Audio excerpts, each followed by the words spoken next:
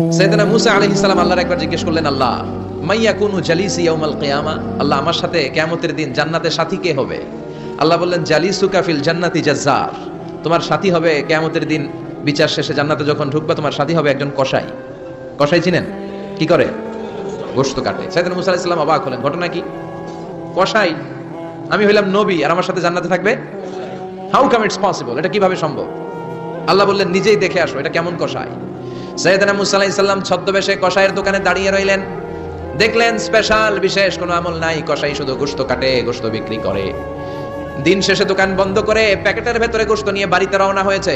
বাড়ির ভেতরে ঢুকে যাওয়ার পর সাইয়েদনা মুসা আলাইহিস সালাম ঘরের দরজার কড়া নাড়লেন। কসাই বলে, মান আনতা, তুমি কে? মুসা আলাইহিস সালাম বললেন, আনা মুসাফির, আমি মুসাফির, থাকার জায়গা নেই, আপনি যদি থাকার জায়গা দেন আপনার বাড়িতে থাকবো। কসাই বলে, আসেন। সাইয়েদনা মুসা আলাইহিস সালাম ঢুকলেন। কসাই বলে, এই ঘরে একটু থাকেন, ওই ঘরে আমার একটু কাজ আছে। মুসা আলাইহিস সালাম বললেন, যান, কাজ সেরে আসেন। মুসা আলাইহিস সালাম খেয়াল করলেন ওই ঘরে মাচার উপর থেকে বয়োবৃদ্ধ এক নারীকে তিনি নামিয়ে গোসল করালেন, টাওয়াল দিয়ে গা মুছিয়ে দিলেন, নতুন জামা পরিয়ে দিলেন। এরপর দোকান থেকে আনা সুন্দর গোশতের টুকরাটারে নিজ হাতে কেটে রান্না করলেন। তারপর রুটি বানালেন আর গোশত আর রুটি হাতে নিয়ে ওই মহিলার মুখে তুলে দিচ্ছেন। মহিলা খাচ্ছে, খায় আর বিড়বিড় করে কি যেন দোয়া পড়ে। সুবহানাল্লাহ পড়বেন না? ওই মহিলাকে খাওয়ানোর পরে কসাই সাইয়েদনা মুসা আলাইহিস সালামকে মেহমান হিসেবে খাবার নিয়ে আসলেন। বললেন, ও পথিক, খাবার খান, সকালবেলা আপনিও চলে যাবেন, আমিও যাব আমার দোকানে, খেয়ে আপনি ঘুমিয়ে পড়েন। মুসা আলাইহিস সালাম বললেন, ততক্ষণ পর্যন্ত তোমার আনা খাবারে আমি হাত দিব না যতক্ষণ না তুমি বলবা ওই মহিলাটাকে। কসাই বলে, হাদিহি উম্মি, এটা আমার মা, হাদিহি উম্মি, এটা আমার মা। এই দুনিয়া এই মা ছাড়া আমার কেউ নাই, আমিও ছাড়া আমার মায়ের কেউ নাই।